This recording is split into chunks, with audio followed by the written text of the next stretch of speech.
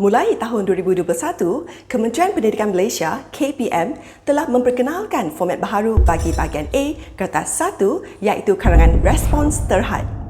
Oleh itu, semua calon SPM wajib untuk mengetahui format baharu Bahasa Melayu KSSM sebagai persediaan untuk menghadapi peperiksaan SPM nanti. Adakah anda tahu akan perbezaan antara format KBSM dengan format KSSM untuk karangan bahagian A? Perbezaan yang ketara ialah jumlah patah perkataan, iaitu bagi format KBSM, calon dikendaki menulis karangan antara 200 hingga 250 patah perkataan. Manakala bagi format KSSM pula, calon dikendaki menulis antara 150 hingga 200 patah perkataan sahaja. Jadi, ini merupakan cabaran bagi calon yang sudah biasa menulis karangan yang panjang lebar. Oleh itu, mereka perlu memastikan bahawa karangan mereka tidak melebihi jumlah perkataan yang dibenarkan. Walau bagaimanapun, calon dinasihati agar membaca arahan soalan terlebih dahulu sebelum mula menulis karangan. Teruskan menonton video ini jika anda ingin mengetahui teknik untuk menulis karangan respons terhad dalam bahagian A kertas 1 Bahasa Melayu SPM. Jom kita mulakan.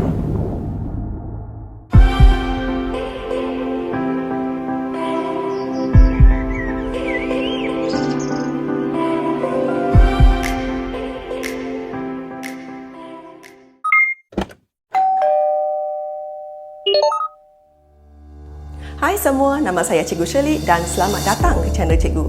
Dalam video ini, Cikgu akan menjelaskan teknik untuk menulis karangan respons terhad dalam bahagian A kertas 1 berdasarkan format terbaru KSSM. Ingat tekan subscribe dan notification bell jika anda ingin menonton video Bahasa Melayu Cikgu yang akan datang.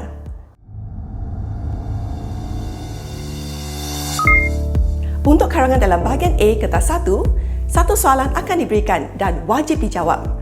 Tiada pilihan soalan yang akan diberikan. Kombinasi pelbagai bahan rangsangan yang berbeza tetapi mempunyai tema yang sama akan diberikan sebagai rangsangan untuk menulis karangan. Bahan rangsangan boleh terdiri daripada gambar, gambar ilustrasi, foto, ilustrasi kartun, iklan, peta, pelan, petikan umum, petikan sastera, puisi, catatan, dialog, email dan sebagainya. Calon dikendaki menulis antara 150 hingga 200 patah perkataan untuk mendapat markah yang cemerlang. Jumlah markah untuk bahagian ini ialah 30 markah. Masa yang dicanangkan ialah 30 minit.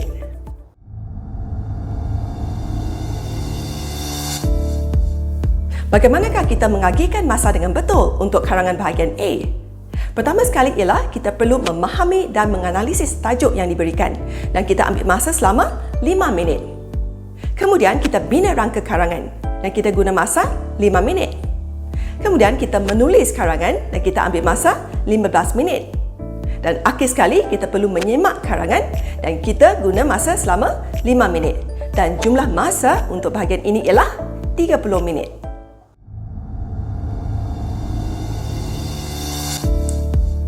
Apakah ciri-ciri karangan yang cemerlang? Pertama, karangan menepati tema bahan rangsangan. Kedua, penggunaan tanda baca yang betul dan tepat.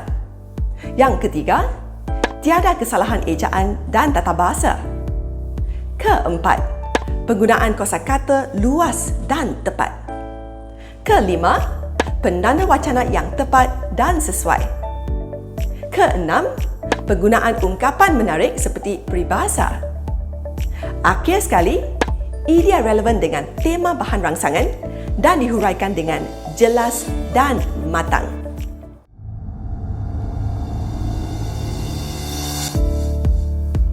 Didapati bahawa kegagalan calon peperiksaan di peringkat SPM untuk mendapat markah yang tinggi disumbangkan oleh kertas karangan. Pelajar mempunyai idea tetapi tidak tahu cara untuk menghuraikan idea tersebut. Di sini, masalah pelajar ialah kurang kemahiran untuk mengarang. Justeru, pelajar dinasihatkan agar banyak membaca bahan bacaan yang berkaitan dengan isu semasa dan mempelajari teknik untuk menulis karangan supaya dapat menulis karangan dengan berkesan.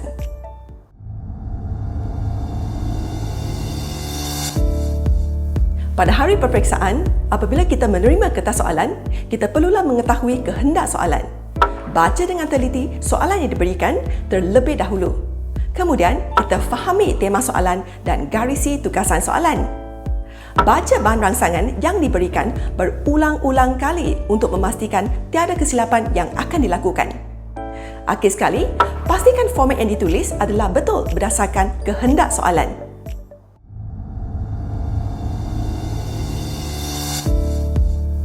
Mari kita lihat contoh tajuk karangan respons terhad. Maklumat di bawah berkaitan dengan penggunaan gadget dalam kalangan kanak-kanak. Huraikan pendapat anda tentang kesan penggunaan gadget kepada kanak-kanak. Panjangnya huraian anda hendaklah antara 150 hingga 200 patah perkataan. Jadi, tema dalam soalan ini ialah penggunaan gadget dalam kalangan kanak-kanak. Dan tugasan ialah kesan penggunaan gadget kepada kanak-kanak. Dan format ialah karangan pendapat.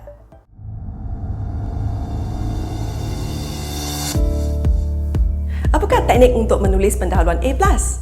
Pertama, tema mesti dihubungkan atau dikaitkan dengan isu semasa. Kedua, jangan salin terus daripada soalan. Ketiga, buat ayat persoalan mengikut tema atau isu. Keempat, gunakan teknik imbab. A ialah isu, M ialah mengapa, B ialah bagaimana dan P ialah persoalan. Calon perlu ingat bahawa pendahuluan yang baik akan dapat memancing minat pemeriksa untuk terus membaca dan memberikan tanggapan yang baik kepada pemeriksa untuk mendapat markah yang cemerlang. Mari kita lihat peringkat 1 iaitu pendahuluan karangan. Kita mula dengan isu. Dasar warsa ini, penggunaan gadget dalam kalangan kanak-kanak semakin tidak terkawal. Kemudian kita sambung dengan mengapa. Terdapat kajian yang menunjukkan bahawa penggunaan gadget menyebabkan kanak-kanak sukar untuk bertutur. Kemudian kita sambung dengan bagaimana. Justeru, ibu bapa harus bertindak tegas terhadap anak-anak. Kemudian kita sambung dengan persoalan. Persoalannya, apakah kesan-kesan penggunaan gadget dalam kalangan kanak-kanak?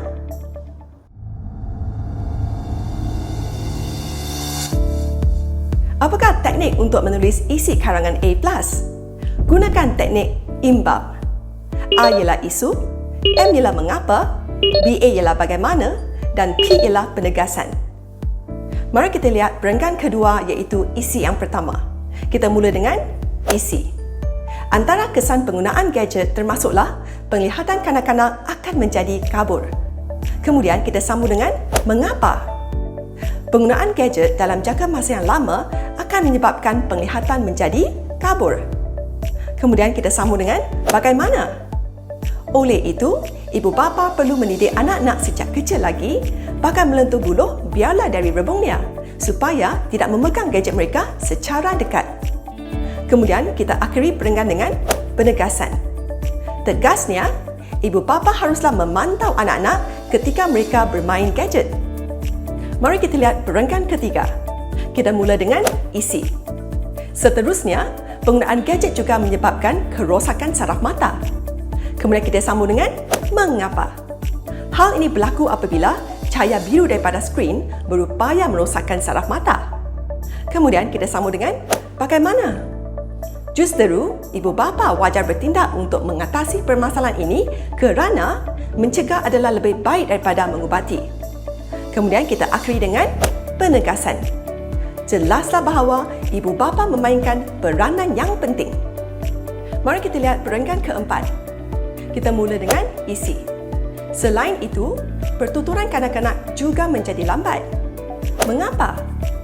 Kes ini berlaku apabila gadget kanak-kanak telah mengambil alih peranan ibu bapa sebagai pengasuh mereka.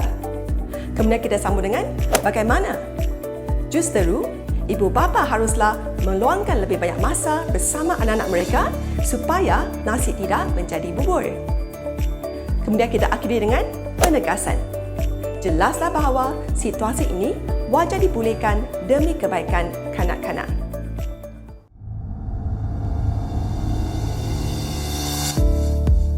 Untuk menulis penutup A+, kita gunakan teknik PCH. P ialah pandangan, C ialah cadangan dan H ialah harapan. Mari kita lihat perenggan penutup. Kita mula dengan pandangan.